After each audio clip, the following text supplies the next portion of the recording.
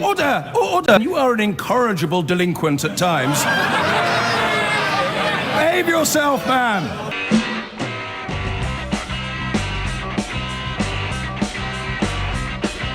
I've been going out with a girl, her name is Julie, but last night she said to me when we were watching telly. Time's up. Michael in Enfield, hello.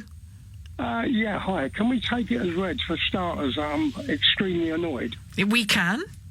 Good. What are you annoyed by? These new deals. Are they a bit too compromisey for you? I say they are. I tell you what, this is not what we voted for. It isn't. We voted for either in or out, and every time this government tries to make a deal with them, it seems they're just running round and round and round in circles. Is it a bit too inny? Is it a bit too inny for you? Still in? Yeah, if you like. Yeah, it's just ludicrous. Like I said, why don't we just get the hell out of them and tell them to go away? If they want to deal with us, we've got an open mind. We can let them come and deal. If they don't, just go away. And when David Davis says, as he did just 2 hours ago, when he says the Northern Irish commitment can be kept because, to keep the border as it is now, because we want a partnership, his words now, we want a partnership so close with the EU that there will be no need to change the situation at the border in Northern Ireland. Does that make your heart sink, Michael? I say we want MPs with fire in their bellies, not water in their veins. It's as easy as that. Well, it isn't. It's easy to say that, but what does that amount to? If these MPs... Well, hang on. But if these MPs with the fire in their bellies don't address some hard practicalities, what then? Well, put it this way. Do we remember Margaret Thatcher? We do. She had fire in her belly, and she made things work. Worse, and the way she did it was you do it this way, or you don't do it at all. And if you don't do it at all, we're not interested. Goodbye. My way. You've got to say. My way or the highway. You got it, Pet. You got it. All right, Michael. Thanks very much indeed. You got it, Pet. Lovely. Andy, thank you. Let's go to another Andy in Holyhead. Andy, what would you like to tell me? Good evening, Ian. Hi. Well, I just listened to that last caller then, and I couldn't believe how wrong he was over so many How things. can one Andy be so wrong and the other Andy, you are so right? It's a bit of a mess, and it's probably disappointing to Remainers because they're looking at it that it's another step towards us going, and it is. And it's probably disappointing to Leavers because it's not going as fast as we would like. And I was a Leaver, by the way. I used to be a fanatical EU supporter up until about 3 weeks before the vote. And what changed your mind 3 weeks before the vote? I just started thinking about it and the way Merkel dismissed our Prime Minister. I'm not a Conservative, but he's our Prime Minister, and he was treated as an idiot, basically. That's from a spectator's viewpoint. He looked like he'd been treated as an idiot, and nobody treats the British Prime Minister as an idiot. We're not going to get out as fast as we'd like. We're not going to untangle it as fast as we'd like, or as Leavers would like, but it is going to happen. It's just going to take a little bit longer. We've waited 40 years, another 2 or 3 years. OK, Andy, thank you. Jeff is on the line from Edmonton. Good evening, Jeff. Well, if it was, Nigel, I'm disgusted. I'm beside myself with this. I have 3 daughters and 2 granddaughters. Yep. And from what I've been watching online with what's going on with Hungary, the way they're trying to push migrants onto them, large numbers, and the way, basically the news that 1 in 4 women in Sweden will be raped, down to statistics. Jeff, I know there has been a dramatic increase in sexual crime in Sweden. I'm not sure 1 in 4 is right, but anyway, go on. Well, the fact is that people keep talking about money and business and fish, which is all very well. But if your own wife or daughter cannot walk the streets safely, it is worth nothing. Nothing. And let's not make no bones about it. No one wants to talk. Everyone's scared about the elephant in the room. Let's be real. Let's talk the truth, because I know the BBC won't say it and people don't want to talk about it through fear of racism. I'm not racist. My wife is black. Okay? How much more evidence do you want? I'm telling you now that I want my wife to be able to walk down the road wearing a skirt and not be harassed by Middle Eastern men and Somali men who haven't been trained in etiquette, who do not know the meaning of how to treat a woman. And all this money talk and business talk means nothing. Nothing at all. If we don't get this under wraps. But Jeff, Jeff, that is not, and I understand, you're making a point about cultural integration and some that come into the country, but do bear in mind that in theory, we have control of non-EU migration, and we've dramatically failed with that too. So this isn't just about Brexit. This actually is about a failure of British governments to get a grip, isn't it? Yes. It's a replacement programme for the indigenous people all across Europe. Well, Jeff, you're not. I mean, are you suggesting? I know you can't agree with me. Are you suggesting that this is? I mean, okay. Tony Blair, one of his senior advisors, said, that we want to rub the noses of the right in diversity. I mean, do you think this is a deliberate, willful project to totally change the population through EU immigration? Yes, and anyone who wants to read about it, all you have to do is look up the clergy plan. Well, I've heard about this, Jeff. I don't know whether I believe that, but where I would agree with you is, and there are differing degrees of this and differing concerns about this, but we did vote to take back control of our borders, and during transition we won't be doing so. Thank you. Donald Trump has called for the death penalty for drug dealers in the United States, and obviously you can give me your view on that, of course, but it begged the question it begged from me was whether the whole question of the death penalty in this country is a settled one. It feels that way to me. It certainly is in my mind. I'm against the death penalty, but is it? And despite quite often actually having emotional responses to crimes that I see committed, or read about or report upon, and of course that there are individuals who look and feel, and every bit of evidence they give us is that they're a waste of space on the planet, but it's not. The decision isn't really about them, is it? It's about us. It's about the nation we want to be when we make decisions about that. It's not always about the individual who's committed the awful crime in the first place. Is it a settled decision for you?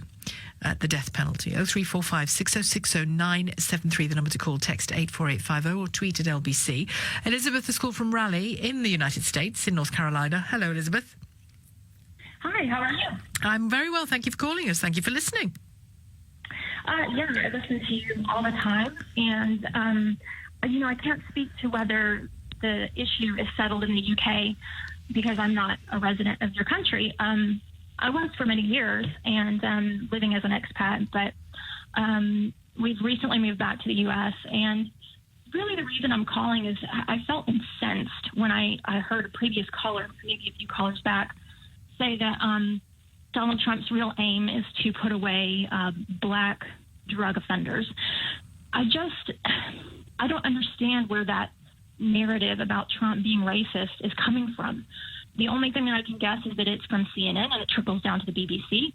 But all the evidence that I have as a U.S. resident living in a purple state, let's say, it's very mixed. We've got right-leaning conservatives, we've got left-leaning Democrats, is that there's no evidence for that basis. He used to run and in some way does run a multinational that employs lots of black people, lots of Mexican people, lots of every nationality. So I just don't understand, and it incenses me. And when you look at the opioid epidemic here in the U.S., the hardest hit state is West Virginia. The makeup of that state is predominantly white people. So for this caller to say that Trump's aim is to lock up drug offenders who are black. I didn't. Yeah, I challenged him on that. As you know, I didn't see race in this speech of Donald Trump's, but I've heard racism and allusions to it. He sort of, he talked about a black senator, didn't he, a week or so ago, as having a low IQ, very low IQ, which is a racist trope, Elizabeth. Oh, absolutely. I do not think that is. Maxine Waters, if that's who you're referring to, is not a very smart woman. I feel like I'm somewhere in the middle of the political spectrum. And Betsy Davos, the education secretary, is? Goodness me. So, I'm sorry, say that again? Betsy Davos, whose education secretary is?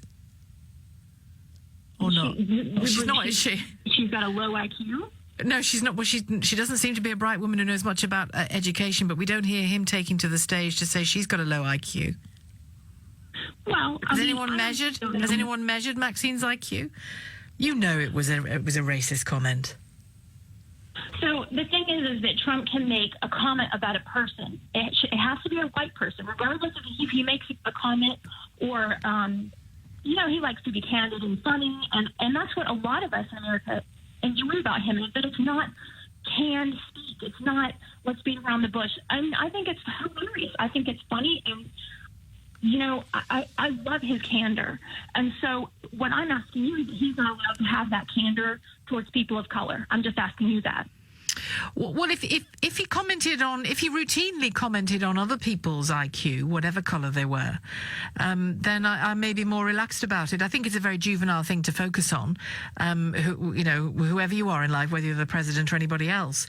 But the fact that he decided that this was the insult to throw at Maxine Waters was interesting, given that we know it's a trope against black people, that their intelligence is lower. She's a black congresswoman, and away you go. Well, you say you know it. Well, you don't know it. That's what you believe. And until you know somebody's heart, until you know what they truly believe, and their worldview, I don't believe that at all. And that is, by the way, that is the first time he's thrown that out, that somebody's a low IQ person. If you go back to the campaign, he called Crooked Hillary, he called Little Marco.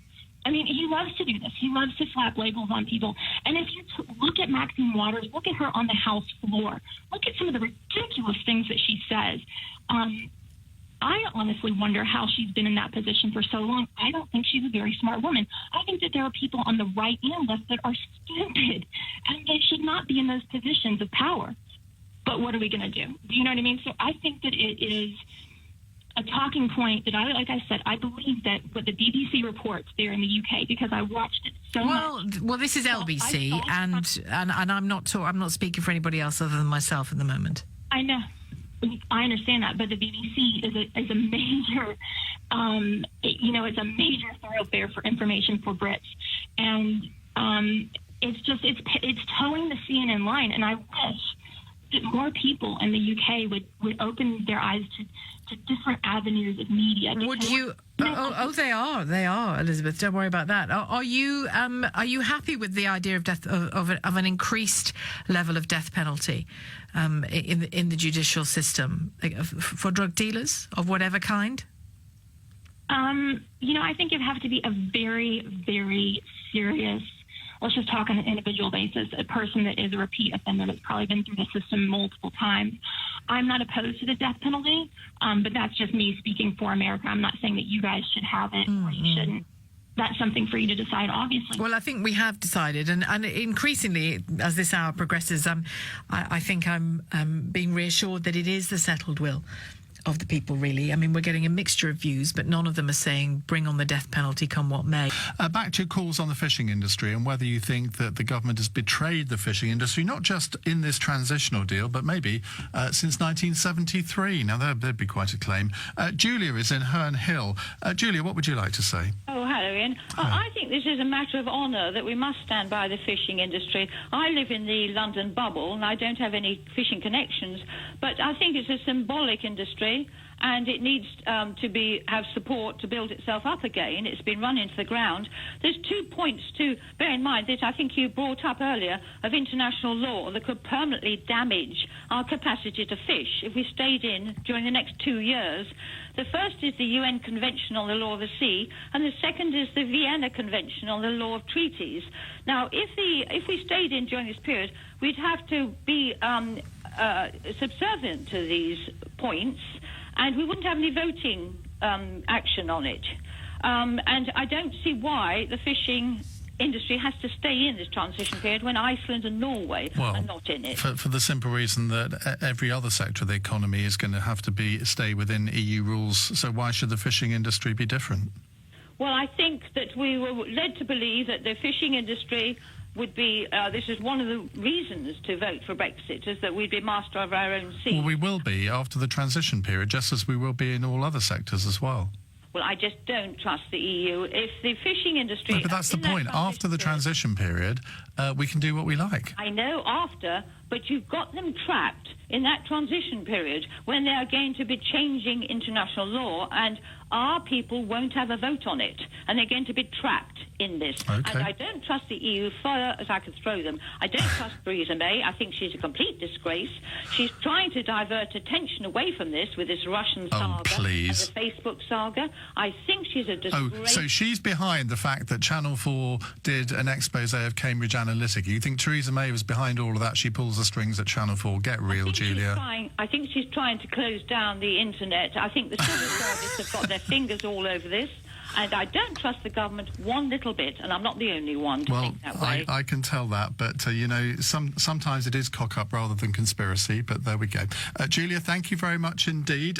Now, we're talking about the latest developments on Russia. There have been rumours for some time that the Britain might enforce another round of sanctions, depending on what the Russians did. Well, they announced that they were going to expel 23 British diplomats and close down the British Council. That was on Saturday. We've heard the National Security Council has met today. We don't know exactly what came out of that yesterday. There are rumours that the government has decided to hold back from more tit-for-tat sanctions. Brian's in Crawley. Hello, Brian. Hello, Ian. I'd like to congratulate Vladimir Putin for his election success, and I wish him the best of luck for the next 4 years. And I'd like to add that the MP that's on there just now, I forget his name. Chris Williamson. Yes. We're just people here. We are not involved in this kind of nonsense that the establishment, media, and our governments want to pick on Vladimir Putin. We're just people. What do you mean pick on Vladimir Putin? Look at his track record of all the things he's done over the last 10 or 15 years. It's not picking on him. It's pointing out what he's done, which are completely outside the normal rules of international dealings. All without evidence, Ian. Oh, please. Thank you very much. All without evidence. You have got no evidence to produce when it comes to people asking you for evidence. You just say, these are the facts with no evidence. So he didn't shoot down that Malaysian airliner. He didn't go into Ukraine. Didn't go into Georgia. Yes, he did. Airline. Yes, he did. No, he did not. Well, we can go on for hours, and yes, he did. No, he did not. Because I have proof. You say you have proof. Oh, you have proof, do you? Do produce it, Brian. On air? Yeah, go on. Okay, let me tell you about MH17. Have you got about 3 hours? Well, sadly not, because I'm already 1 minute over going to the news. So, I think I know what's going to be coming, so let's not even bother. But first, let's talk about Russia with Ronnie in Pimlico. Hello, Ronnie. Yeah, hi. How you doing? I'm all right, thank you. What would you like to say? I'd also like to congratulate Vladimir Putin on his re-election for 6 years, actually. It's not 4 years, 6 years. Did I say 4? No. A previous caller. All right, okay. It's actually 6 years. Yes, it is. I think but why would you want to congratulate somebody who's clearly... we know that there's a lot of voter irregularities. We know that he wouldn't let the opposition stand. It wasn't a free and fair election, was it? There were 8 other candidates. There was one Western upstart stooge as support of... Cool, you've really taken the Kool-Aid, haven't you? Yeah. I have, actually, yeah. That has support of less than 2%. The hysteria, the histrionics, the hype, the ongoing rolling propaganda that surrounded this issue, not just this issue, but sort of this Russophobic centric... it's not Russophobic, it's Putinophobic, I think. Yeah, well, you could say that. It's all the same thing. It's based on the fact that Putin or Russia is the only block, the only barrier to complete Western hegemony, criminality, butchery that they've been carrying for the past 15 years. And so you think that Vladimir Putin basically likes pussycats? Well, basically, he is a very moderate leader compared to the criminals in the West. Okay. More moderate than Theresa May? Theresa May is a disaster in character, is a disaster as a leader, and she is selling this country down the river with her capitulation to the European Union. But that's a different subject. Let's stick on this Putin sort of hysteria and circus that's been cooked up by media and commentators like you. You have no evidence. We wouldn't be talking about it if the Russians hadn't tried to kill 2 people in Salisbury. You have no evidence that Yes, we do. tried to do Yes, we anything. do. No, you don't. It's a Russian nerve agent. It was manufactured in Russia. Who says who? Says the scientists that have examined it, which I suspect they know more about it than you or me. Give me the name of the expert. Give me the name of the experts or expert that has said and categorically come out in public and said that substance was manufactured in Russia. Well, you know that I can't do that because I don't know the name of the government scientists. Of course you can't, because I wouldn't expect to. There is no expert, and even though the all right. Here's a question for you. Here's a question for you. The independent OPCW, is that what it, anyway, I may have got the letters around the wrong way there. They are in the country today. They're going to spend the next week or two analysing this substance. If they come back and say in terms that this was from Russia, will you accept their word for it? Your hesitation tells me all I need to know. I'm highly confident that they will not have a definitive answer on that. No, but I'm saying if they do. I'm highly confident, and I'll be. No. Seriously, if they do say without question this, and they maybe even be able to identify the factory that it came from.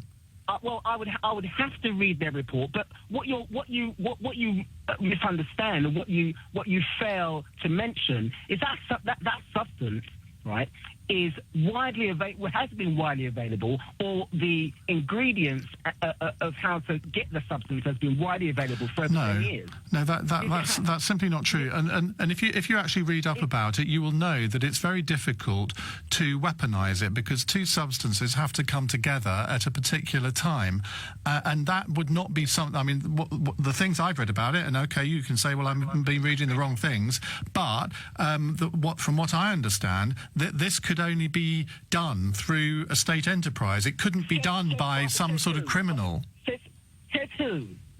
Theresa May. No, it's not. Theresa May hasn't said that. In fact, the guy that invented the guy that invented Novichok, who's now lives in America, he gave an interview the other day. Well, I mean, are you going to dismiss the guy that invented it? May I respectfully suggest that he knows more about it than you do, Ronnie? Well, Iain. What you've just denied that the ingredients and the availability of how to make that substance is widely available and has been widely available and published for over 10 years. You've just dismissed that as nonsense. But let me come back to you, right? Unless a verified expert comes on the stage, comes on the scene and says, we have this, there can be no doubt that this substance came from and was manufactured in but Russia. That's all I'm saying. If the OPCW say that, you still wouldn't accept it, would you? Because you will only accept it when you will only accept it when we've given it to the Russians and they deny having manufactured it, and then you'll believe every word they say because you're a Russian stooge, Ronnie. That's what you are. Iain, you're Putin's useful idiot. Everybody knows that you're a Tory gopher, establishment propaganda, right? And you've been one of the main characters ginning up this dog and pony show, right?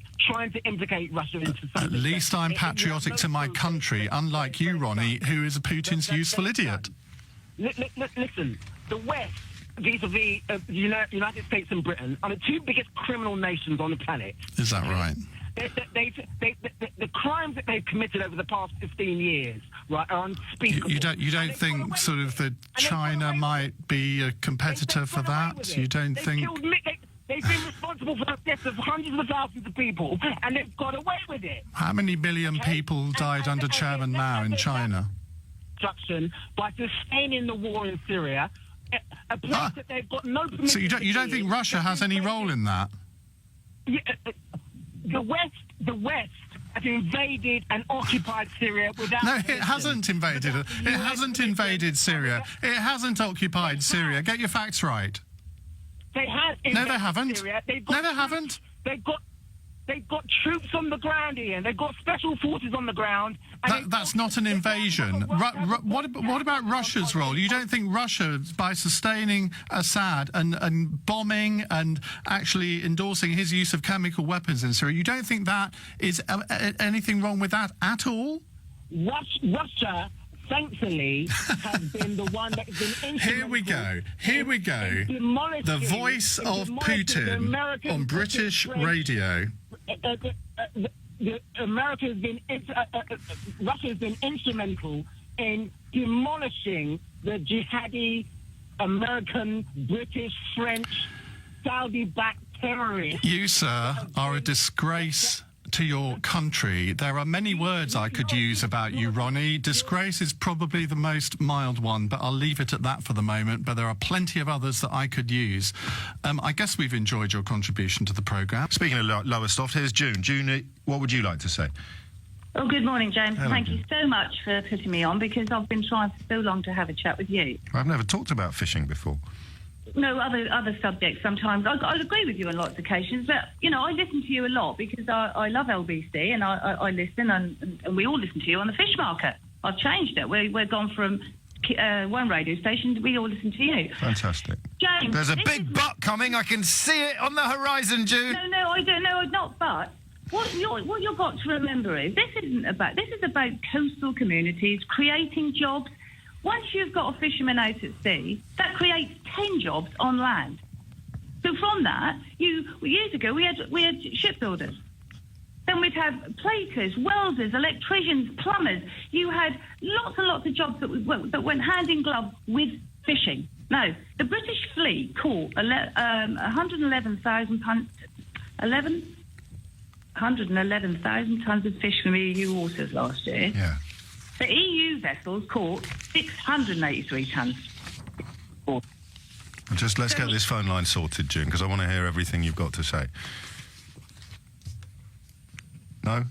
We'll get you back up, I promise. And hello to everyone in the fish market. Save me some razor clams. I'm quite partial to razor clams at this time of year. Charles is in Twickenham, which is not a very strong fishing hub. Charles, what would you like to say? Well, firstly, we've got the Thames. Of course it's a strong fishing hub. There's no industrial fishing in the Thames at Twickenham, mate. There isn't. Anyway, get on with it. It goes back to the Proms and the second line of Rule Britannia, and that's why people feel so strongly about it. We're an island nation, and we feel that the waters are ours, that we're not going to be dictated to, and regardless of whether the country goes to hell in a hard hat, we're going to resolve our fishing problems. We'll catch our own, thank you very much. We already do. I mean, the question is whether we'll catch more. Thing or not, yes, is not the case. Whether it's a good thing or not is not the case. It's the fact that we won't have the French and the Italians and the Spanish all off the coast of Lowestoft and Grimsby catching our fish. They're ours. And we won't be able to sell into any of those countries without tariffs, quite possibly, which would probably cripple the industry here forever, unless we all change our eating habits. But this is me being rational, and I know this sounds patronising. This is me being boring and academic, whereas what we should be doing is saluting the flag and singing. And I'm not maligning. We'll get June back up in a minute, because she's right. Of course, there is a huge industry that relies upon fishing, but there are huge industries that used to rely upon the steelworks in Sheffield or the car plants in Birmingham, and I'd love to bring them all back if I thought it would improve the lot of the ordinary working person. But in terms of fishing, it makes our heart beat a little bit faster, and we don't care about the numbers. Absolutely. Yeah, and that's why there's no argument here, is there? Because it is.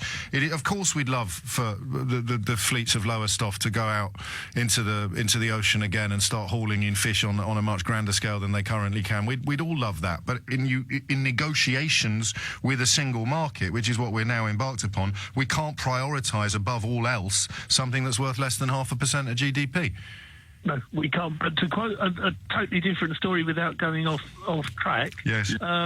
There's back, there's negotiation, and there's love and fear. Love and fear. Yes. Yeah, no, you're right. And that would lead us into Cambridge Analytica, which at the moment we're not planning about talking about today, but we may change our tune. 10:42 is the time. Let's go back to Lowestoft, where June is. So, June, in terms of what would be the best case scenario post-Brexit, I know that there was a conference recently, wasn't there, where George Eustice spoke, and they estimated as much as £20 million a year could be added to the local economy if quotas were raised. Now, you set that as a Brexit bonus against the fact that, I mean, all of the received advice now is that we're going to lose as a nation billions of pounds. So do you understand why people like me struggle to see why a £20 million boost to the Lowestoft economy somehow cancels out a multi-billion-pound hit? James, yet again, you're doing it again, aren't you? It's all about what others will lose. We've lost it. Exactly. No, I agree with you. I agree with you. You know, this is the trouble with you guys in London. You know, you all come out of your bubble when it's time to come to the seaside. You come to North Norfolk. I know you do. Well, I did say so 20 minutes ago.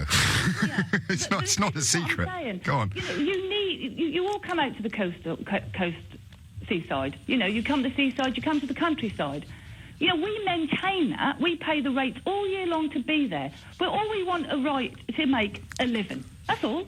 That's all we want. There's no argument. There's no argument here, because all I'm asking you is the £20 million boost that Lowestoft might see. Although well, just Lowestoft, we're talking about the other. You can't just use. No. Well, that's the only number I've got in front of me, because that's where George Eustice spoke. I'll give you the figures. If we take full control of our waters and fish. But what does that mean? That will be worth £6.4 billion to our economy. Well, but what does that make us bigger than the steel industry? Okay. So James, how many people would be working in the fishing industry? And I will see people who can feed their families. The most all men want in their lives, men and women, is a chance to earn a living, James. Yes. They want a few quid in their back pocket to put bread on the table. I'm not arguing with you. I mean, so why can't we? I wouldn't be arguing with you even if I could get a word in edgeways. So let's look at your numbers. 6.4 billion. How many people would be working in the fishing industry if we were operating at that capacity? Thousands. How many thousands? It wouldn't just be fishing, would it? It'd be boat build. We can build our ships again, James. I'm not going to argue with you because you're really nice. We've scrapped all ours. I'm not going to argue with you because you're really nice. I'm not arguing with you. You are. You're shouting now. I'm not arguing. I don't argue, James. I'm not like well, you are. We're arguing about whether we're arguing now. Well, no. Hang on. You're not just talking about fish. I'm not going to argue with you. I don't think that we're going to be able to do what you say and go back. Well, hang on. I'll prove we can if the government would give me a chance. Go on, then. That meeting we had on Thursday, James, why I'm so upset, 165 people turned up for that, and George Eustice attended, and he lied to us. He told we had a hotel, we had a lovely meal, all subsidised by our local town. And he stood there and he said, we will come out of the CFP in March 2019. Yes. And he just ripped the guts out of us. Because you're not going to be able to play a role in negotiations over the quotas until the end of the transition period. And at the end of the transition period, who knows what's going to happen? But what I'm trying to say is we should have just walked away and got on with it. But we can't. They need our fish. They need our waters. But we said this all along. The whole debate has been about them needing us more than we need them, and it's just not true, June. Well, that's your opinion, James. It's not my opinion, June. It's there. To be fair, the fish eaters of the European Union are probably not as powerful as the German car industry, and we were told for 2 years that there's no way the German car industry had let the European Union do anything like this, that and the other. James, we will argue now, because I drive a Mercedes-Benz. Yeah. I've got a Louis Vuitton handbag and I use Chanel No. 5. Well, am I not going to be allowed to buy that anymore? Come on. I mean, it's ridiculous. No, all we want back, James, I'm not going to argue. James, you are such a bright man. I love you, June. You've missed the one. You've missed something here, though. You could have really turned this if you'd have screwed your nut. Oh, June. You could have done. I'm on your side. You are a kind man. You love the man on the street. And that's what we are. We're the This is the point. June, let me queen. just speak, please. Okay? Here's the thing. Yeah. That man on the street that you just referred to, and thank you for understanding where I come from, because I think you do, and I do appreciate that. But in terms of what our negotiations have to achieve, is that they have to essentially treat every man on every street equally. Yes. They have to at least secure for the greater good for every man on every street. And that means that an industry that constitutes less than 0.5% of our GDP... At the moment, James. Yes, no, I haven't finished. That's at the moment because we're not allowed to catch our own fish. But we could say that about anything. I could say now, if you gave me a special deal on football production, we could be the biggest football producers on the planet by Christmas. If you give me special treatment and special dispensations... You saw what Talk to me about Grimsby. Look at bloody farmers. Excuse me. You see, now you're turning on the farmers. This is divide and rule, June. I like farmers as well. But we don't have any subsidies. All we want to do is go out and earn a living. That's it. We're not asking for any subsidies. We're not asking for anything. Well, no, you are. Waters, our fish. You are asking for special treatment in the context of our trade arrangements with the largest single market on the planet. And I know that you can't see that, but it is. Well, I do see it. I see all those. I see all these pulse trawlers coming in and raping just outside my back garden. We want our garden back. I'm going to campaign on that platform. Dynamo, we want our waters and sea back, and we will fight, James, and we need people like you who are clever to help us. The thing is, I've explained the position. You can't prioritise an industry that is a relatively tiny part of our economy. And briefly, can you come back after the break, June? Can I? All the fat bankers in London, then, do we? Okay. Mate, you take it up with the right. Take it up with the right wingers who were saying don't bash the bankers after the financial crisis. Don't. That is how I look at it. Yeah, well, that's how I look at it as well. I've got to take a break. Can I come back to you after the break? Yes. Don't go anywhere. Who's running the market while you're on the phone to me? Oh, well, I started at 3. We're finished. I've got any fish to sell. So see. What are you complaining about? You sold out. I'm joking. And you are listening to James O'Brien on LBC, talking and learning from June in Lowestoft, who is immersed in the East Anglian fishing industry. June, I need to. Can I ask you a question you might not like? Yes, it's fine. A few people are questioning your claims of penury while also revealing that you drive a Mercedes and have a Louis Vuitton handbag while... Well, I'll tell you why. Well, I haven't finished yet, while also dousing yourself in Chanel No. 5. Yeah, what's the matter with that? Nothing at all. They're just saying you can't claim your skin... No, I can't. I'm not saying that. Well, you did. You said you can't put food on the table. I got my Louis Vuitton when I was 21 years old. I said you weren't going to like it. I'm trying to keep things friendly. I know. I drive a Mercedes. So, well, there's a lot of Mercedes a lot cheaper than Mini. So let's not go there. It's not me. It's other people. Who that'll be? All I know is I fight for something I believe in. And I admire that. Now, can you help me understand? Can you help me understand things a little bit better? So, and you're the expert on this, not me. And I like experts, unlike most of the supporters of Brexit. The most recent figures I can find are from 2015. We exported £921 million worth of fish to the European Union. Yeah. And we landed here £775 million worth. So they're a bigger customer than we are. Once we see, this is the thing with all this. What go? I deal with the Dutch. I buy and I like. I don't want to be in Europe, but I like Europeans. But they're a bigger customer than we are. What? At the end of the day, we are buying all our fish from over there in Iceland and Norway. That's the trouble. We're exporting 900. We're exporting 921 million. I don't know all these figures, James, because I look at these figures and they're all made up. I mean, you did tell me. You did begin by telling me that if everything goes swimmingly, we'll have an industry worth £6.4 billion, and that's a completely pie-in-the-sky figure. These are actually recorded sales that have already happened, June. You can't really say, I like figures that predict a possible future, but I don't like figures that describe an actual past, can you? Well, no. Well, what we're saying is we buy the majority of our fish from the EU. We want to turn that round. We just want our fishermen to be able Why, June? What difference does it make as long as you can sell it? What difference does it make who buys it? Well, because you only got to look at their industries compared to ours, James. Go on. I just got back from a trip to Iceland. It's wonderful. The country. It works. We used to have a thriving industry, and we've given it away. I know that line, and I respect it, and I sympathise with it. But the question I asked you was, why does it matter who buys the fish as long as you can sell it? Well, that's again. I'm not going to get into this, that, and the other. Well, this is why things get so frustrating. We want to catch our own fish, and we want to sell it to other people and other places further afield. For example, well, Korea. We send whelks there now. I've got a whelk boat welking out of Lowestoft at the moment. All those whelks are going to Korea. So we can already sell. So we're already selling whelks to Korea then. Yes. So why would it be a good idea to reduce our trading arrangements with our biggest customer on the planet? We never said we wouldn't. I'll still. But we have to. If we don't, we're pulling out of the free trade agreement. That's what we're doing. We're having to negotiate a new one. What I'm saying is, if Mr. Johnny Foreigner in Europe don't want it, we'll send it elsewhere. But they do want it. On these people. They do want it. They buy £921 million worth of it every year. Well, then they take most of it out of our waters. All we want. No, this is British fish. I can't do this, June. I respect you and I like you, and I'll come. You're now looking at figures and getting heavy with me. Yeah, I am. I'm looking at facts, and you're giving me feelings. Yeah, this is Brexit. This is the debate. You and I are never going to agree with each other. I sympathise with your position. You hate the fact that I'm giving you facts and figures, and I hate the fact. I don't hate anything. But you all right? Hate's the wrong word. You don't want me. You don't want me to give you all the facts and figures. I've got facts and figures as well. Then we will start arguing, and we said we weren't going to do that, didn't we? Well, I think it's a bit late. That ship has sailed. So £921 million currently goes to the EU. 6.4 billion will come back into this country if you but my number has happened, June. It will happen. Have faith in your country, Mr. O'Brien. I do. And when are the unicorns? Have faith, my love, and it will come. When are the unicorns arriving? Well, I saw one last night. It flew past my bedroom window and he waved to me, and a seagull. You take care, June. All right? Thank you. God bless. It's 10:58. You are listening to James O'Brien on LBC, where that's it, really, isn't it?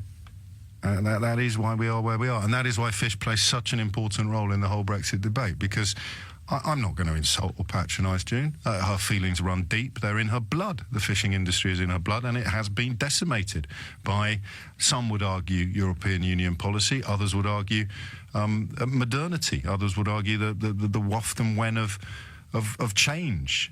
But bottom line is, our biggest customer for British fish is the European Union, and we are deliberately reducing, diminishing or damaging our trading arrangements with the biggest customer that the British fishing industry has. Clive in Fife, other end of the country. Hello, Clive. Hi, Sheila. How are you? I'm very well, thank you. You agree with Jack that Boris has made a huge mistake here? I think the man's an embarrassment. I don't think he should be in the job. He's not doing the UK any favours on the world stage. He's looked upon as a huge joke by everybody. I mean, look at the stadium. You know, and the whole thing, the whole insult to the Russian people that lost 20 million people fighting on our side in the Second World War, and now he's comparing them to Hitler? I mean, come on. How much lower can the man go? Well, the same could be said for the MP who asked the question, couldn't it? But no, he's accusing them. He's saying he actually accused them. He likened them to Hitler with the 1936 Olympics. Yeah.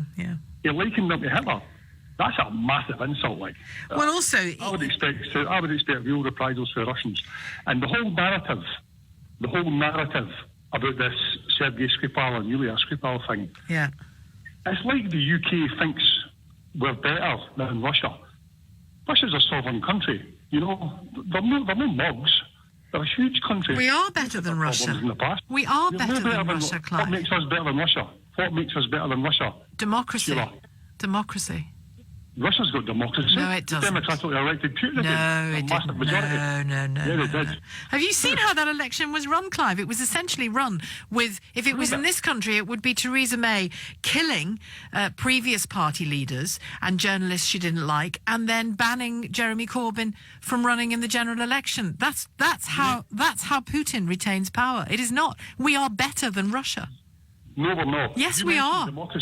You mentioned democracy and Theresa May in the same breath. Theresa May was parachuted into position because David Cameron legged it when he realised how much a mess he'd made of Brexit. Theresa May wasn't democratically elected by the people of this country. She was. No, she wasn't. Yes, she was. She was elected by the Tory party. Well, no, there's been a general election since then, Clive. They didn't do well, but they won. Yeah, you're right enough, so there was. But before then, she got in power. Anyway, my whole point is, There's no proof whatsoever other than what we're being fed by the mainstream media to tell us that the Russians are... Well, that's why... But that's why... I don't believe anything the Tories say. Well, that's why trust is so important, Clive. And it's one thing for you not to like the Tory party, not to trust the Tory party, but it's another thing to just, because of that, absolutely disbelieve that Russia, which has a stockpile of Novichok, could never use it. Well, the experts at Porton Down have proved it. Other nations as well as us have proved it. The Organisation for the Prohibition of Chemical Weapons is busy matching what we found. Yeah, but the Russians signed up to it's no non-proliferation treaty, that was nuclear weapons. They signed up to a treaty to get rid of all stockpiles of nuclear chemical weapons. Russia signed up to it, did it, and were witnessed doing it with the OPCW, okay? Now we're relying on scientists in Porton Down that are getting a 48 million boost to their establishment. And we're expecting them to be... And what is their motivation? What is Theresa May's motivation for this massive deception of the British people? Theresa May's motivation is the same as the Israeli motivation, the American motivation. They're trying to get a ground war in Syria. That's what the motivation behind this is. Oh, I doubt that very much. But thank you, Clive, for your call. Didn't agree with the word you said, but thank you for your call all the same. George is in Croydon. Hello, George. Hello, Iain. I think that Putin's proposes a massive threat to the West because he's really proposing, going by the speeches which I've listened to him make, with translations obviously in Russia, proposing a different model for international relations, one that challenges the Western model. I mean, the Western model is basically one of taking people over and changing regimes and put your own puppets in place, which we kind of did to Russia in the 90s when we sent these people in with the banking money to buy up their natural resources at about 1% of their value, and now he's taken the country back and he's proposing international relations that will work on a more equitable and mutually respectful basis, and that is a massive threat to the West because I think other countries are going to buy into it and are going to prefer Russia to us. Mutually respectful. How is that working out so far? Well, that's what is. If you actually listen to his speech, I mean, I think the hostility with Russia is because he kind of jailed those oligarchs and kicked out the people out of Russia that we sent in to basically rob it. He's jailed the oligarchs. He's made about $3 billion for himself because of the oligarchs. And we get nothing but wall-to-wall anti-Russian propaganda. There's a lot of us actually. Maybe that's better than your kind of pro-Russian propaganda, George. It's just if you actually listen to some of his speeches. I mean, this is the thing he's saying. I think he's kind of look what we've done in the Middle East. We just take countries over and bomb them flat if they don't do what we want here. Look at what he's done in Syria. Well, in Syria, exactly. That's what this is. I think that's what this is all about. He has gone in. So you approve of when he does it in Syria and Ukraine and Georgia and wherever, you approve of that, but when Western countries do anything, you don't approve. That tells me all I need to know, George. No, sorry, I didn't say that. What I'm saying is the reason he went into Syria is because he knows that if we succeed in Syria, then Russia's next. There's plenty of Muslims in Russia, you know. That's what happened. That's why he had to go into Syria. Well, you think that that the West wants to invade Russia? Well, it would have sent them destabilised the parts of Russia. That's exactly what it would have done. Don't you think if we wanted to do that, we could have done that in the 1990s when Russia was on its knees? Well, we did try it in Chechnya, for sure. I mean, that went on in Chechnya. I mean, I'm not saying we were hugely involved in that, but that's obviously our modus operandi, destabilisation. Are you now seriously accusing the West of funding Chechnyan terrorists? No, I'm not saying the Chechnya thing, but I'm saying that is our modus operandi. It's destabilised countries and put in our own preferred puppets. That's what we do. Again, you're somebody who just swallows the Russian line, hook, line, and sinker. No, it's not Russian line. It's got nothing to do with it. I've been watching the Middle East since Iraq, since Afghanistan. What did Afghanistan ever do to us? Nothing. What did we do when we were in there?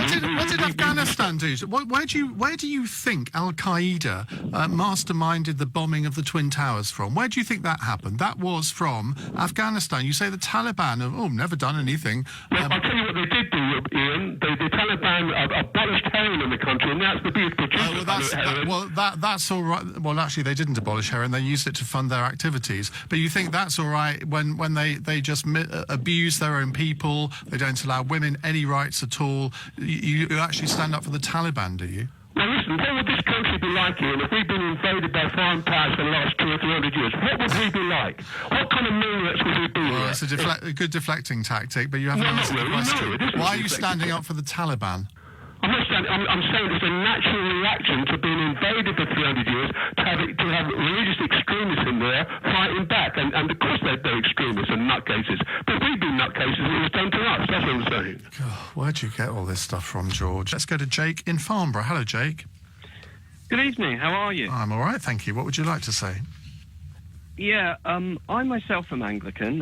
To give my perspective on this issue, I think the Church of England does have a say in this matter, and to be honest, biblically speaking, I think that they're correct in their decision, as well as what the court has done pertaining to your guest. And I'm not trying to say this to be disrespectful. I'm just sticking with what the scriptures tell us, really, that and this is not just homosexuality, by the way. There's other sins, but we're not going into that. It does mention... Well, no, because it rather undermines your case if we go into the other things, doesn't it? Not really, because they're not really relevant to the subject that we're discussing. I'm just saying that homosexuality is the subject that we're talking about. So, and the church does have a responsibility to be a beacon of light to the world, as Jesus says, to be salt and light to the world. Do you agree with divorce? Me personally, I don't agree with divorce. Why is that? Well, I suppose at least you're being consistent then, but the church has bent to sort of to modernity in a sense on the issue of divorce, hasn't it? Because a few decades ago, it would not have it would not have recognised divorce. It would not have married divorced people. As I understand it now, you can get married in a church if you're divorced. In some cases, that is true, but I personally... But do you see the point I'm making? That if the church can bend on that, surely it can bend on this? Well, really, the church really shouldn't bend on a certain issue. I mean, the subject of divorce and remarriage is a bit of a sensitive topic, and so is the topic of homosexuality, but I don't see why the Church of England should shift their stance on homosexuality because of this situation. Well, all I'm saying is that if you say that the church has to remain true to the scriptures as were written 2,000 years ago in a completely different world, a completely different society, fine, you can be absolutist on it and you can adhere to everything that the scriptures say if you want to. But if you then say, well, I kind of agree that, well, because in the modern society we have to accept that divorce happens, therefore the church has to accept it. All I'm saying is that maybe on the subject of homosexuality and gay marriage, that maybe it should also, over time, bend to that too. Well, it leads to a slippery slope if the church shifts on a particular issue, including the subject of... What's at the bottom of the slippery slope? What's at the bottom of the slippery slope? Yeah. Well, there could be other things that... Well, like what? Well, to put it this way, there are things like... There are offences out there that can put you on the sex offenders registry or in prison, like, let's say, certain sins that... yeah, go on. Have arisen in the whole Me Too thing. There's the whole situation with Rolf Harris. Yeah, so you're equating all of this with homosexuality, are you? I'm not equating things together. There are degrees of seriousness of sin in the Bible. Some sins are more serious than others, and pedophilia would be more serious than homosexuality. But the point is... Keep digging that hole, Jake, because you're doing a damn good job of it. I'm not digging any hole. You really are. I'm not trying to... to be... Look, I mean, I'll ask you the same question that I put to George Picture. How does the fact that I am married to a man undermine your... I mean, are you married? No, I'm not. But let's say you may be one day. How does my marriage to another man undermine your marriage to a woman? should it happen? If you go back to Genesis, what God intended for man was for one man and one woman to cleave together for life. That was the intent that God had established. And it continues not only in the Old Testament, but also in the New. It's reiterated in both Testaments. And your point is? Because my point is that we've already gone away from that by recognising divorce. Yes, but sorry, I'm trying to get my bearings together. The thing is, with the whole subject of divorce, I mean, there is debate in the church. As Ted has just reminded me on a text, the Church of England came about because of a divorce. Well, the whole Henry VIII issue. Yeah, game, set, and match, I reckon.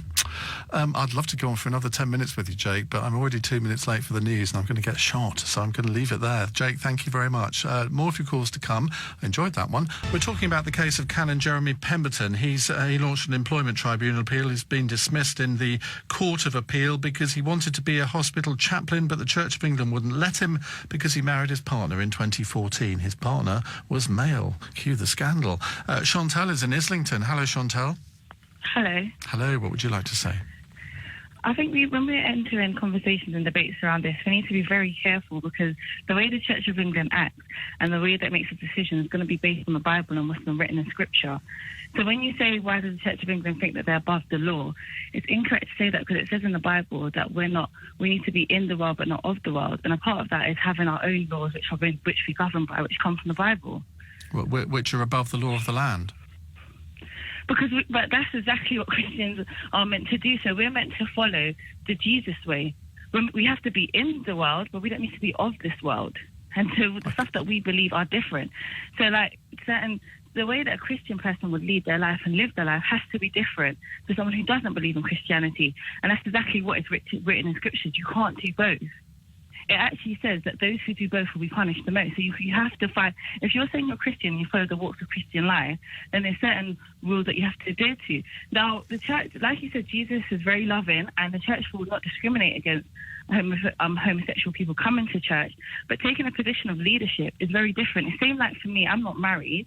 If I was to get pregnant tonight, I can't expect to go to church and continue to lead youth group or to be a Sunday school teacher because I cannot be in a position of leadership. Of course you could.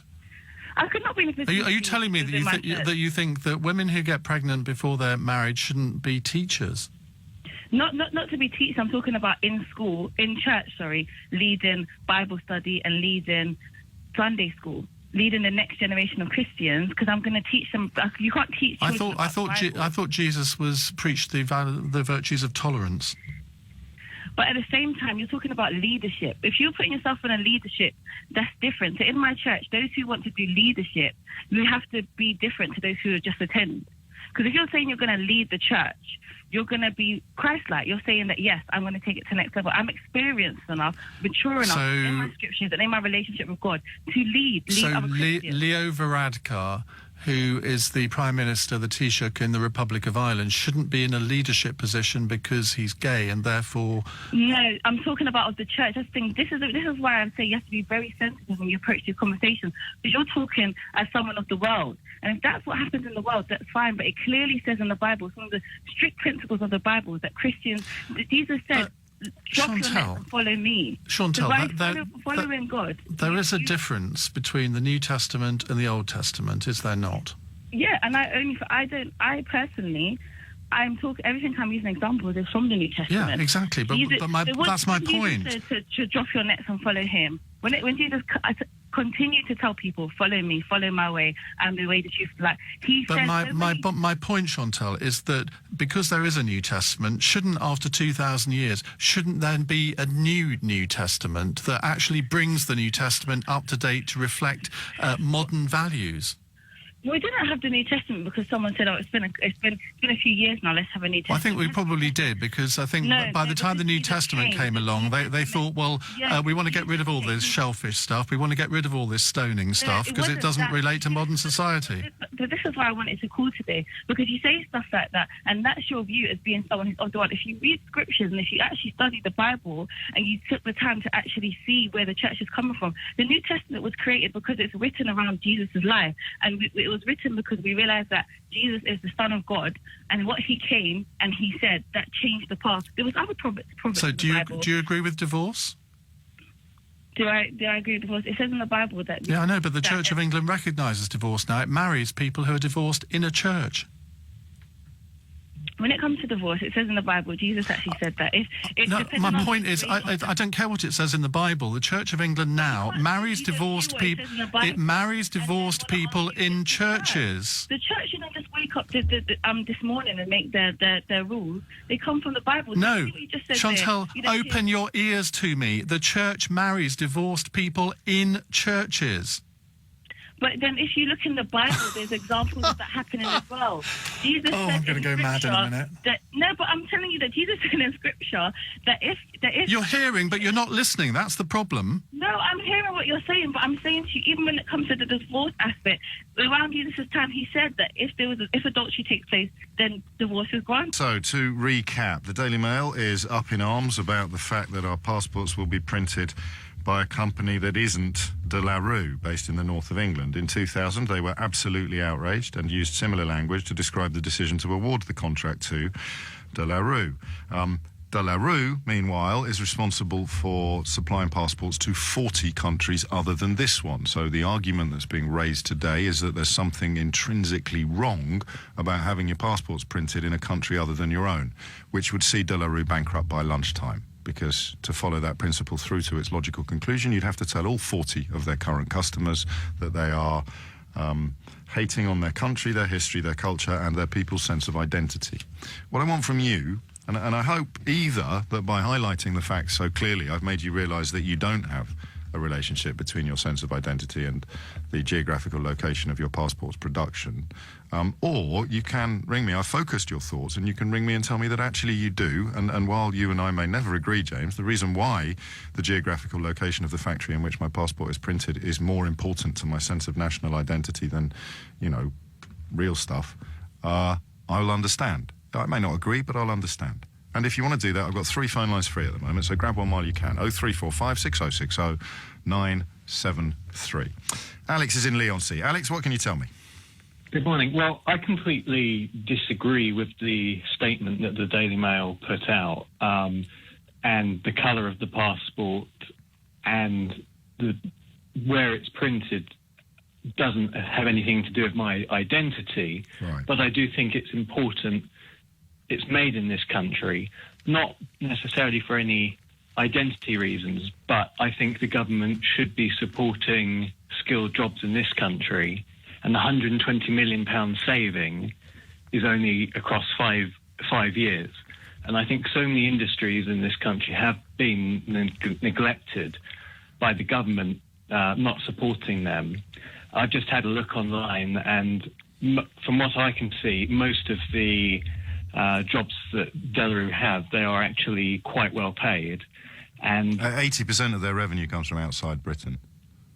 Well, exactly. That's a brilliant thing that it does. Yes. And I think what did it say to other countries that get their passports made by De La Rue if the British government doesn't even want British passports to be made in this country? Well, it says it the other way around to me, oddly. I take your point, but what it says to other countries is that there's nothing weird about having your passports printed elsewhere. Because there's 40 customers here who have their passports supplied by De La Rue. So in those tendering processes, under the terms of free trade, De La Rue came out on top.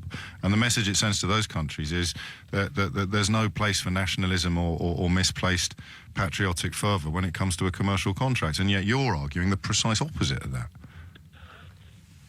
The reason why I'm arguing that is I knew someone that did contract work for De La Rue, and the process of making the passports and money, etc., is exceptionally complicated and highly skilled, and a lot of countries don't possess the capability to do it.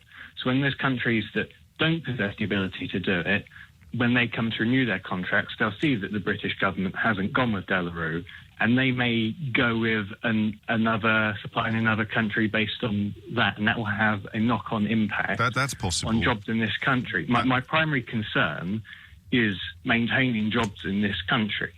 If, because this contract has now moved abroad and De La Rue now have to lay off people, could that actually have a more negative impact on the exchequer because people are now redundant. Nobody would actively call for that to happen. I mean, that would be absurd. But, I mean, forgive me, you do realise that you are opposed to free trade?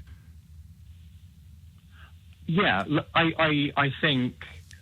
Whereas the whole free kind of... trade at all costs has gone too far, and I think that actually... But this isn't free trade at all costs. This is the most fundamental premise of free trade. But when you're handing out a government contract, if you're part of a single market, if you have a free trade agreement with a bunch of countries, then we all tender from an equal starting point, and the decision is made based on value for the customer. And you're opposed to that. Tender. Yes, I don't think it should have gone out to tender. What else would you put on the list of things that should be ring-fenced from free trade? Apart from passports? I think, I mean, certainly in the arms trade and military side of things, we've been opening it up too much.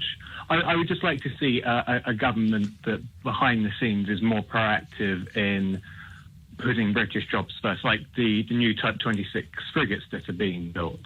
I think 80%... But if we do this, we lose our ability to tender for contracts from all of the other countries in the free trade agreement, whichever one we're referring to. In this case, I guess the single market would be the most obvious. But the minute our government says we protect our own interest, I mean, it's something that we might be able to do if we leave the European Union, although under WTO terms, I'm pretty sure that the tendering process would still have to be gone through.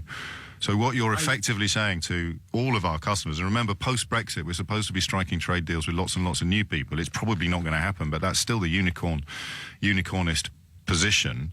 And you're saying that you know, guns, passports, maybe a few other things, boats you just mentioned, frigates, all of these things, we don't want to tender for contracts from any of these other foreign countries. We just want to carry on supplying ourselves and nobody else. Because if you want to supply anybody else with them, then you're contradicting your position on free trade. I'm not 100% saying that. I think... Well, I mean, you have during the course of this call. You're welcome to change your mind now, but that is exactly what you've said. If you look at what other EU countries do, they either don't put contracts out for tender... That's not true. That's not true. It's illegal not to put these contracts out to tender.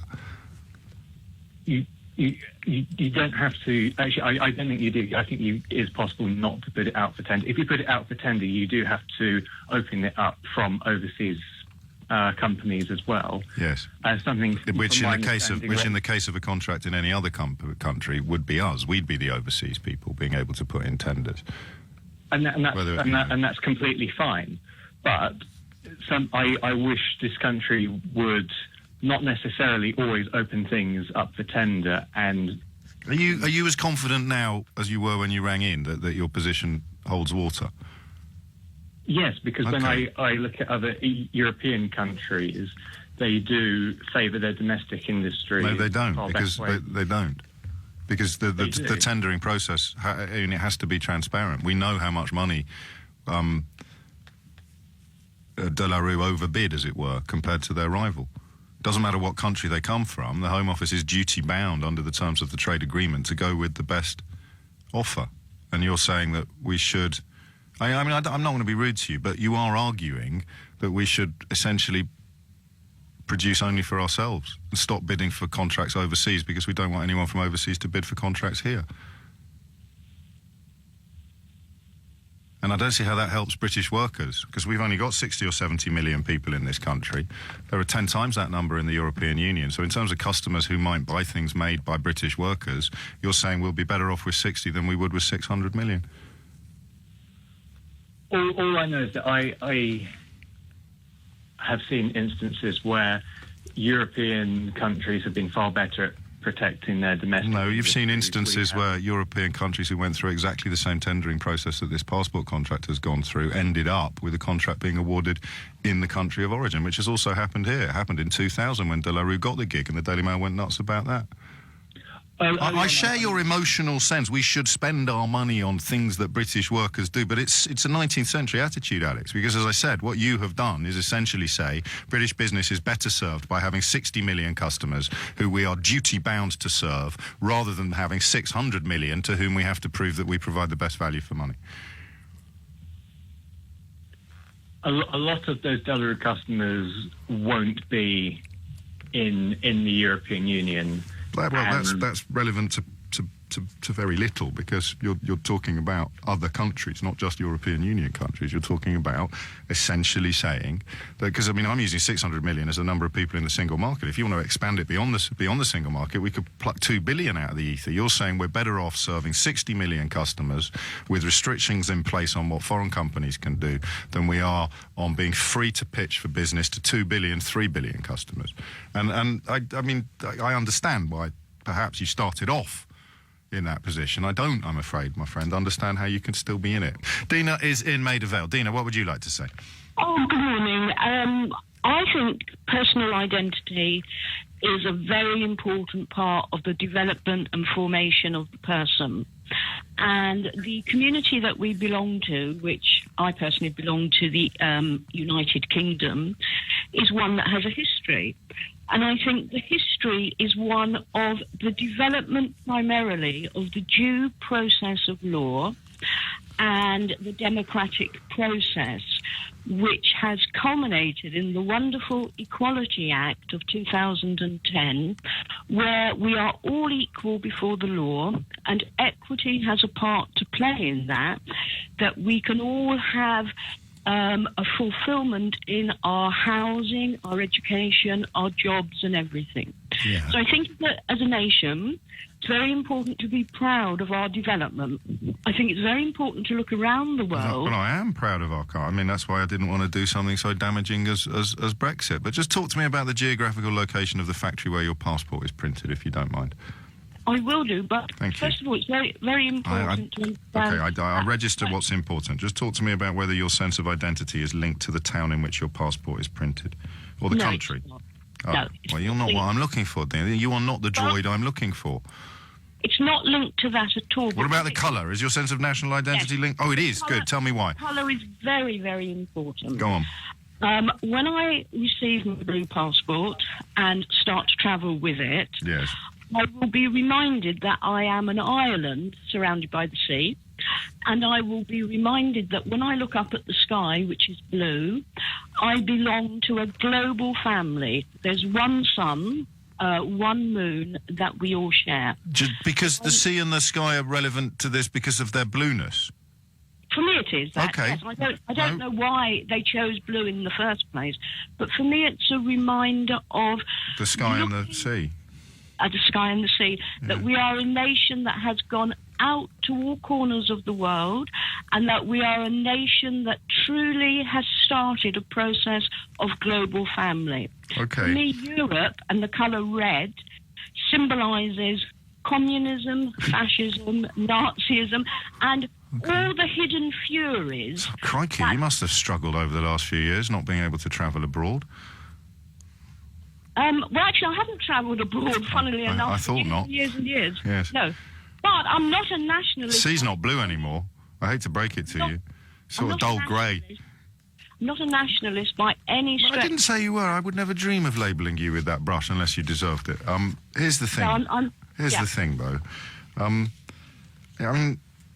I love our country. The burgundy passport as a symbol of Nazism and fascism, while simultaneously claiming that we're members of some sort of global family. I wonder if you could just join those dots together for me, Dina. Well, Europe has a very serious problem with Nazism, fascism and communism, which is rearing itself again in certain countries of Europe and Russia.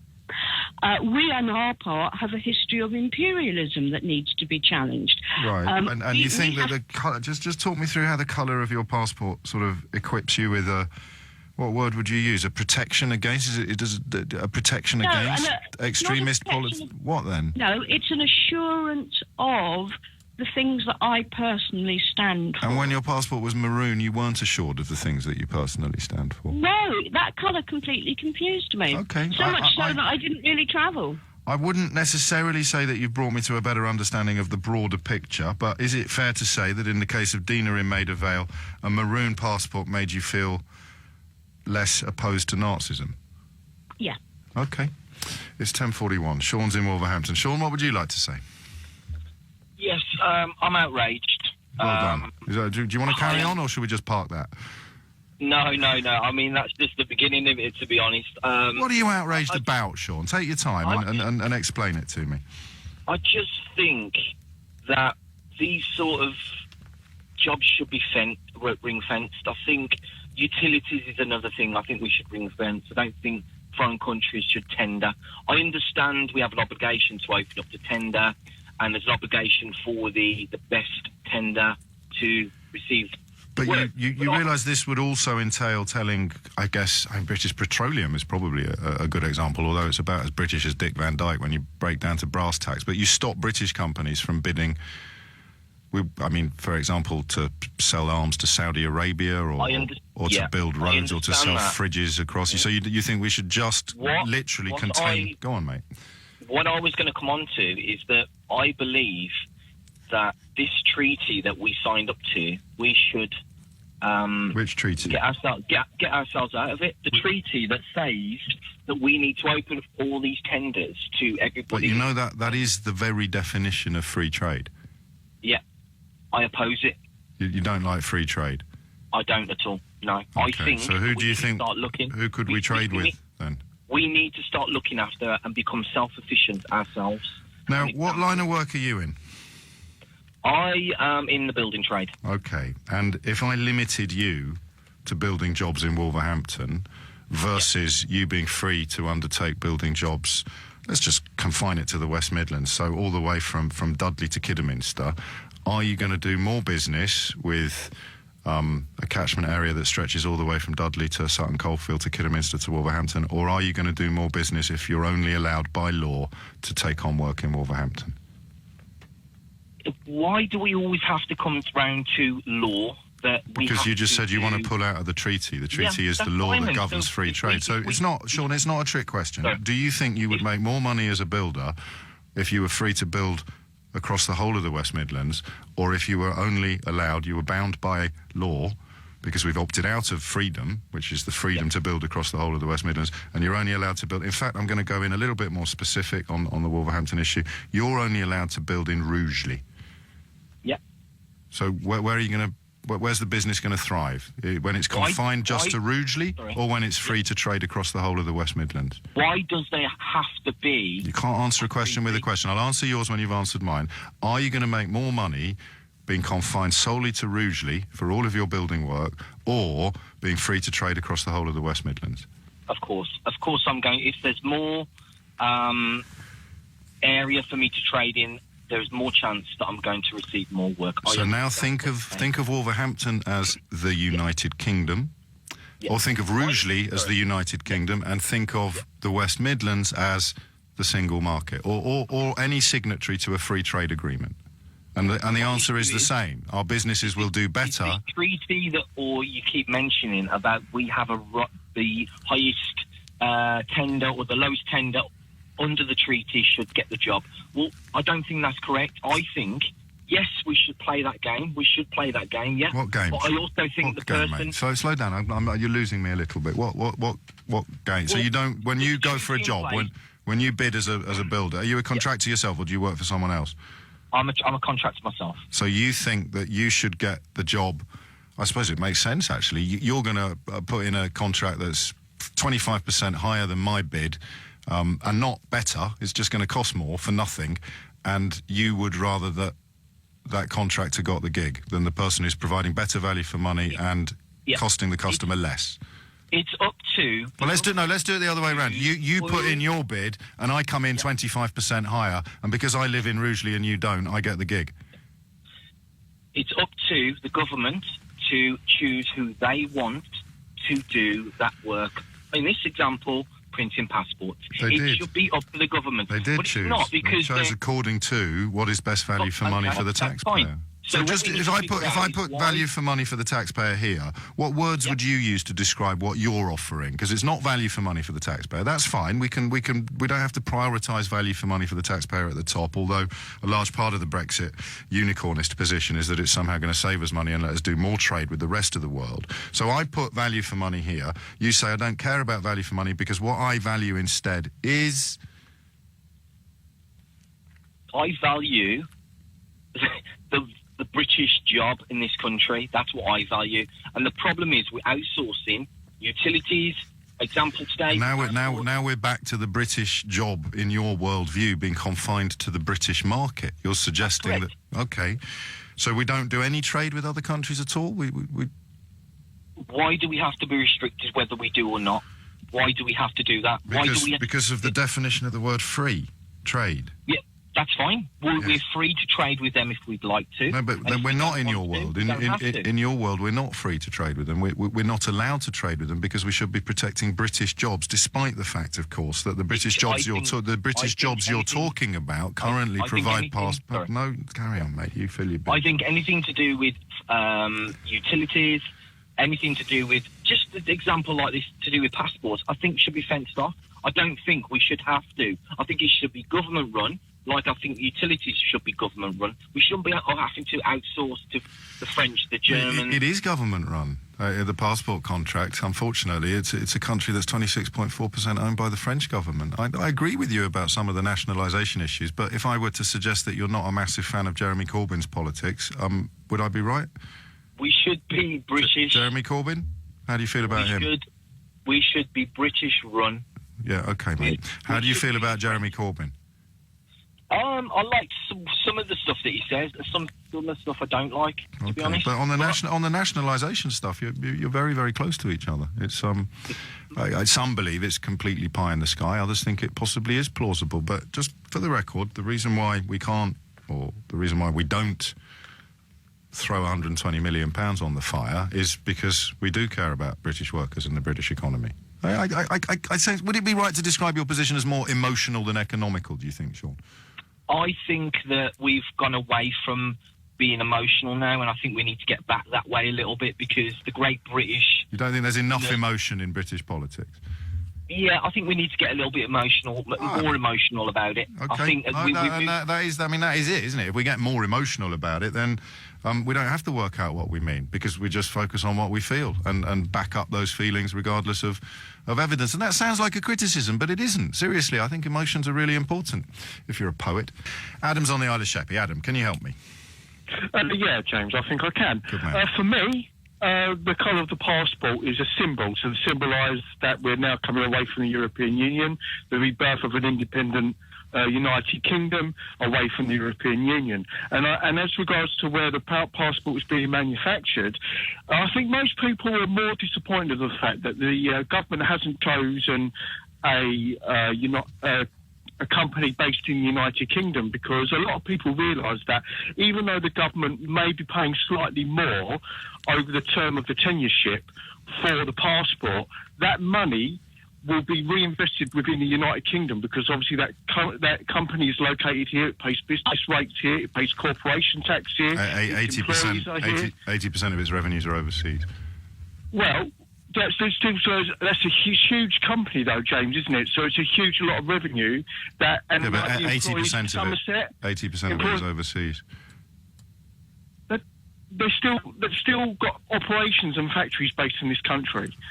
Employees to be losing out, so they're not paying tax on national insurance back into. Just hold that thought, Adam. I'm getting some breaking news from France, where reports say there has been a shooting at a supermarket in Carcassonne in the south of France. A police officer reportedly shot, and French media is reporting that hostages have been taken. We'll return to that story as and when any developments reach us. Back now to the Isle of Sheppey, where Adam awaits.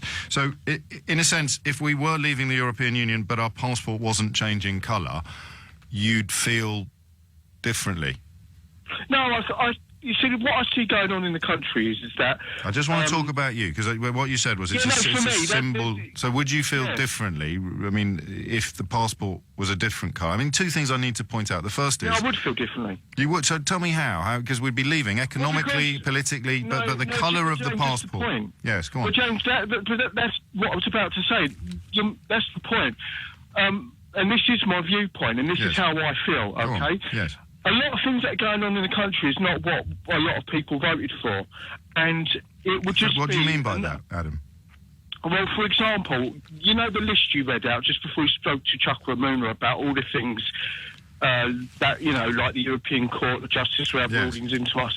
I agree with all of that, and I'm a leaver, and I'm completely disappointed in the British government and the British Prime Minister's negotiating tactics, because as far as I can see, high school children could do a better job than she could. He couldn't have done any differently. Yeah, no, I think you can. I think Go on, for example. No, for example, I saw a video online with Julie Hartley-Burr, and Look, I'll take some. No, listen. No, I'm all for multiple sources, mate. But I mean, you might as well quote Sesame Street. I want you to tell me. It was her negotiating tactic style that I was interested in. Mate, come on. No, listen, James. If you let me finish. Well, no, I want to know what you think. Not what. It is just what I think. All right, go on then. You carry on then. You carry on. I would have walked into the EU's negotiating team. I would have said, right, this is what we want. This is what we're going to do. We voted to leave. We're going to leave your institutions. We're going to take back our fishing waters. Yeah. We're going to leave the ECJ and all of that. And I said, with the Irish border, we're not going to build a border. If you want to build one, knock yourselves out, go ahead, you can man it. You can explain to the Irish why you're manning the border and why you're stopping citizens. We're not going to do that. Yes. And then I would have said, if you want to trade with us, that's absolutely great. We'll trade with you. We'll have a free-ranging free trade agreement with you. But as far as anything else goes, thank you very much. No thanks. And then I would have walked out, and then they would have all been, well, actually, we want to do this. And France would have gone, actually, no, we need to do that. And then they would have been divided. But they have managed to have the upper hand in every single thing because Theresa May has pandered to them. I hear you, at Adam. every stage. I hear you. Have you spent any time wondering why? Because it's Parliament. Because she needs to negotiate a deal that she thinks she can get through Parliament. No. It's not about what it is, James. Not with Not with reference to Parliament, but with reference to British business and the British economy.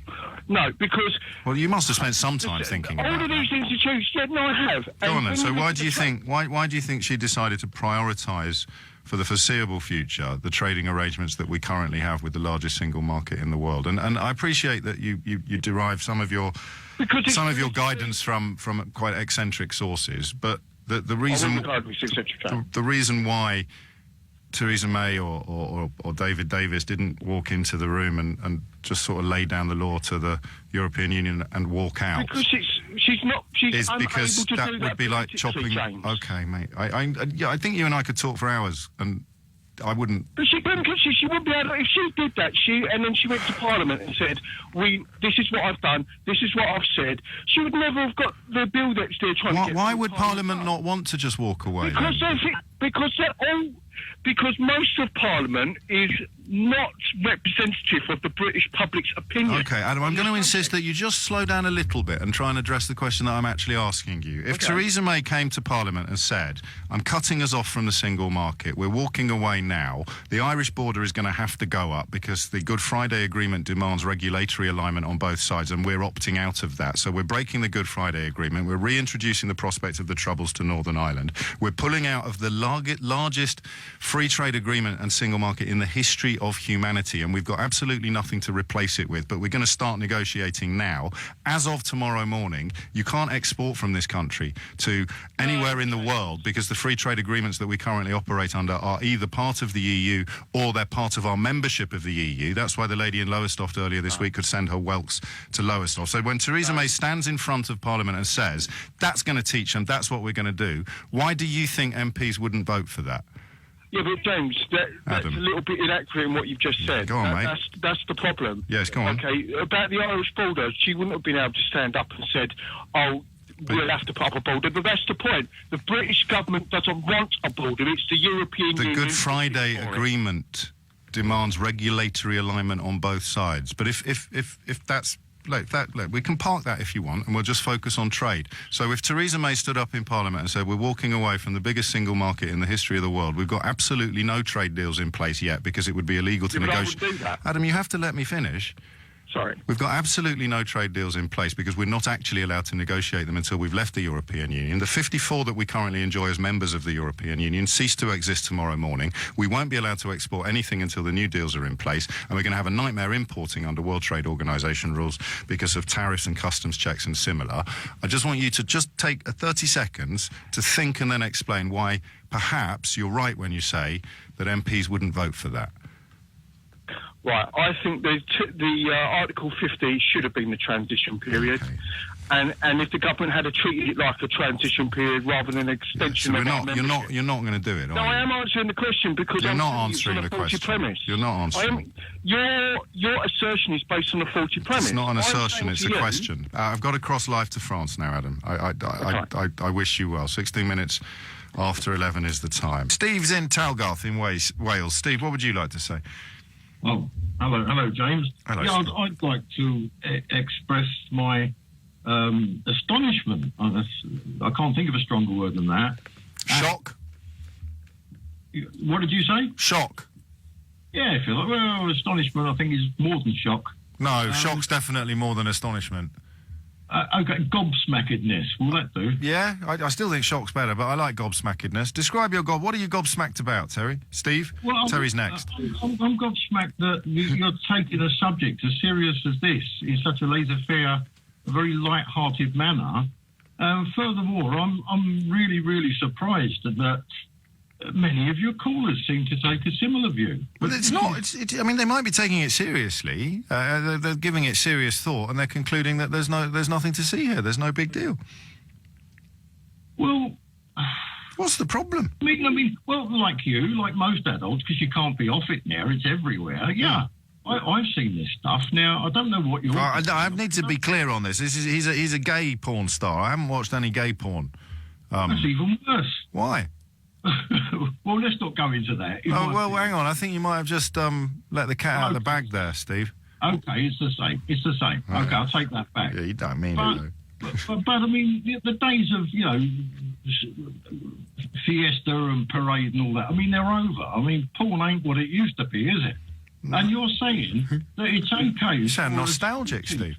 ...for a school teacher to indulge in the sorts of things which are available for everyone, including children, to watch online now. No, it's not. No one's suggesting children should watch it. It's a sad reflection of technology's relationship with modernity that children often do and can watch it. But I certainly don't think they should be encouraged to do so.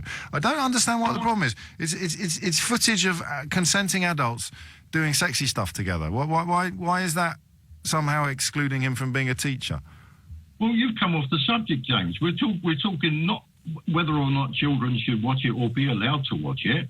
We're talking about whether a guy who actually practices it has got any kind of position standing up in front of school children and teaching them. Yeah. The man should be drummed out of the profession and never allowed back again. But what's he done wrong? He hasn't done anything wrong in what he did. So why should he be drummed out of the profession and never allowed? Why are you drumming me out of the profession? You didn't allow me to answer the question. Oh, go on. He's done nothing Apologies. more illegal in actually taking a part in a pornographic film. What he's doing wrong is immoral in that he's putting himself, and his school is allowing him to stand up in front of school children and profess to be an intelligent man and to be respected, and he's not going to get that. You don't think intelligent men can make porn films? I think they're less intelligent, yeah, certainly. I think he's got bad judgment. All right, if I've got him on the other line now, and you stay on this line here, and I'll give you both a maths test, and he wins, what does that mean?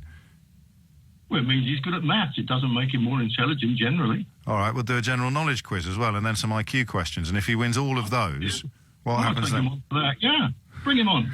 He's not on the other line, Steve, but the idea that you think intelligence is he's not intelligent enough to be a teacher because he makes porn films. Come on, mate. You don't mean that. What? Oh, no, you've crystallised it and put it in such a way like you always do, James. You know, well, I've repeated your own words back to you like I always do, Steve. James, you're taking your usual relativist line, like you do on all subjects, whether they're to do with immigration, race, gender. What does relativist mean? In that you're... Well, you don't need to me up, but I've used the term. Yeah, so what does it mean? I don't know what you mean by it. Now you're trying to use your privileged position to try and ridicule. It's just you said that I always act in a relativist way, and I don't know what you mean. I'm asking you to tell me what you meant by the word that you used to describe me. Okay, relativist is comparing one thing with another without actually specifying where the goalposts are. Pardon? You will say that it's for instance, that it's better to murder someone with a bullet than it is to murder them with a knife. one's relatively vicious, whereas the other one's not. Steve, mate, I love you like a brother, mate, but I've never said that, and I don't understand what you're talking about. But I would suggest, I would cautiously suggest that if high intelligence is something that disbars you from making pornographic films, you should seriously look into a career in pornographic films. Terry's in Orpington. Terry, what would you like to say? Oh, hello there, James. Hello, Terry. What I'd like to say, James, that I think at the heart of the issue is it's a morality issue. And my opinion is that pornography is morally very wrong. Why? Because they taught me that at school, and I think they were wrong. But why do you think pornography is wrong? Because pornography is all about people having sex with other people that they're not in an intimate relationship with, and then either it goes in magazines or videos or films, whatever. Yeah, but you haven't explained why it would be morally wrong. You've just described, why what it is. It's morally wrong. Yeah. Well, we get our whole moral framework and moral compass from the Bible. Well, some people do. Some people do. Well, I do, James. Yes. As a Christian. Yes. And it says that it is wrong in the Bible. It doesn't mention pornography. No, but it mentions sex. It does mention occasionally sex. So you think that anybody who is having sex outside a loving, committed relationship should be disbarred from teaching? Well, it's not setting a good example to the children because. So you do. So I mean, anyone who's had. What about sex outside marriage? If we take the Bible to its natural conclusion, anyone who's had sex outside marriage should be disbarred from teaching, Terry. No, because what? That's so immoral, though. What sort of example are they setting to the children? What, having sex outside of marriage? Yeah. Well, the ideal it's in the Bible. Yeah, I know. Sex is a wonderful gift, and it's to be enjoyed. As long as you keep the receipt. Pardon? Nothing. It does definitely say in the Bible that sex outside marriage is wrong. Your rationale for saying that this bloke shouldn't be... Your rationale for saying that this bloke shouldn't be allowed to teach is that it is morally wrong because of your biblical based beliefs. So I'm just pointing out to you that logically your own position has to be that anyone who's had sex outside marriage shouldn't be allowed to teach children. People that are teaching children should be setting a good example and teaching children about healthy relationships. He's a maths teacher. And when sex is appropriate. Yeah. So if people are having sex in an inappropriate way, in your view, they shouldn't be allowed to teach. Why can't you just say it out loud? Does it feel a bit silly when you hear it said back to you? No, because if they're having sex outside of marriage, outside of the classroom, then it's not going to be an issue because the children wouldn't know about it. But with pornography, they might know. What if he lived with his boyfriend or girlfriend, and they only had one bedroom and a double bed? These children aren't stupid. No, but I'm just saying that from a moral point of view, it is wrong.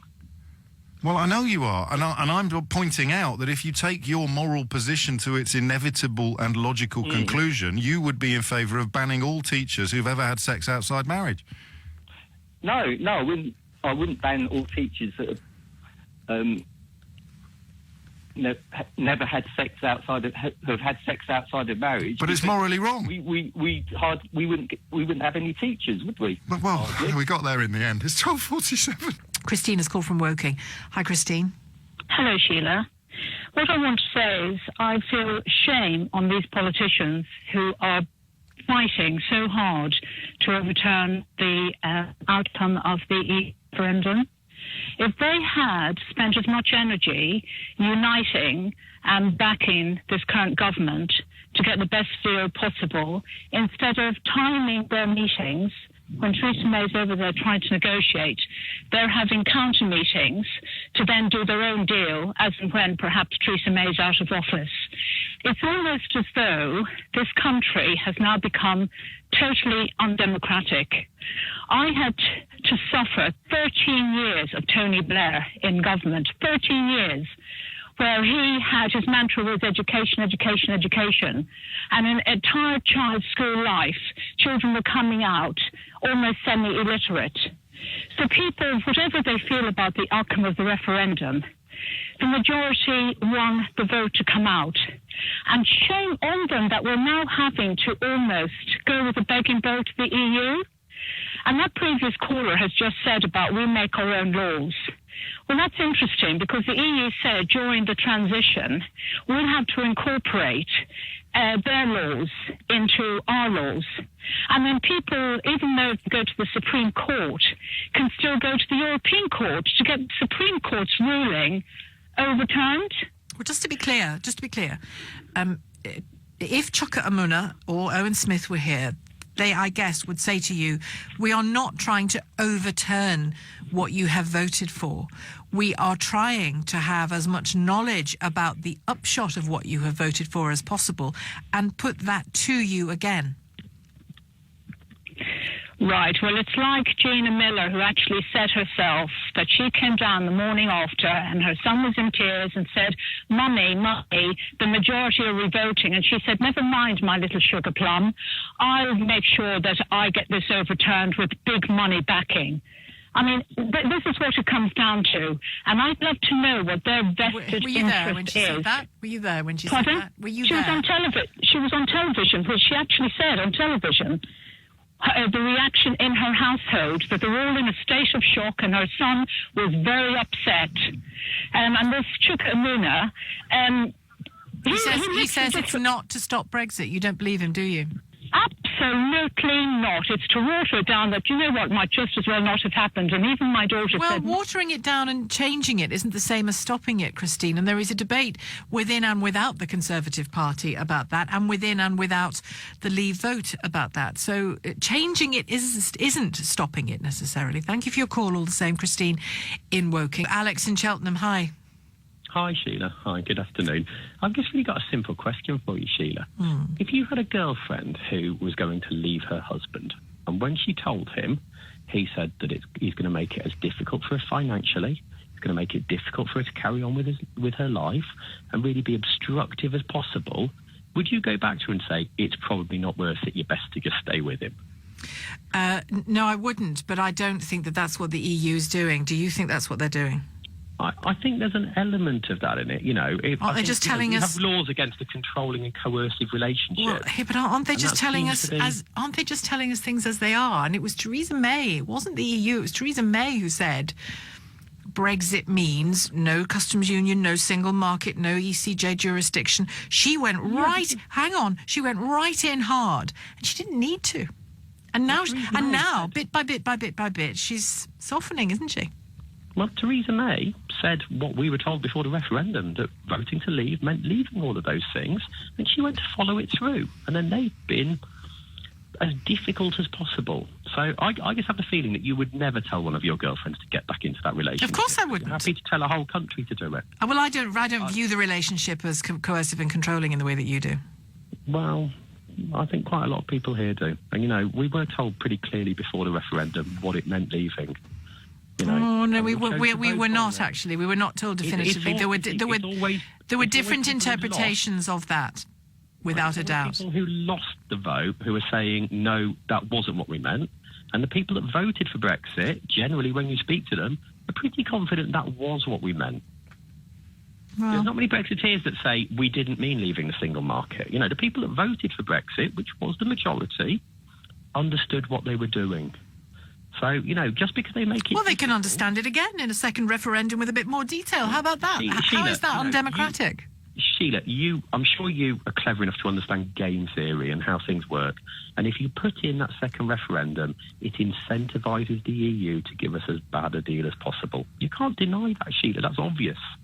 Oh, we'll see. You know, do you think that the idea of having a second referendum would encourage them to give us a better deal if we leave? Well, they've already said in this evolution clause, haven't they, in today's agreement? Let me get some detail on it. That where are we? Yeah, what's been dubbed the evolution clause indicates that the EU will reconsider its offer to Britain if the UK compromises on its red lines, such as remaining in the customs union. Think Northern Ireland, for example, on that. That's not the end of the world, is it? Well, I hate to say it. I think that the EU really wants us to stay in the single market. Well, they do, of course. They've said they want us to stay in the EU. They are not. They are not leaving us in any doubt about what they want, are they? And they're not leaving us in any doubt about how damaging they believe it will be to both sides. So again, you bring it back to if it was one of your girlfriends, you know. Well, I've made it clear. The man wouldn't have a leg to stand on if he was harming one of my girlfriends. But, you know, it's a kind of false analogy, Alex. I'm sorry, but I don't believe it is a false analogy, and I believe a lot of Brexiteers don't believe it's a false analogy. OK, thank you for your call all the same. Thanks very much indeed. Alex in Cheltenham. I know he's a moron.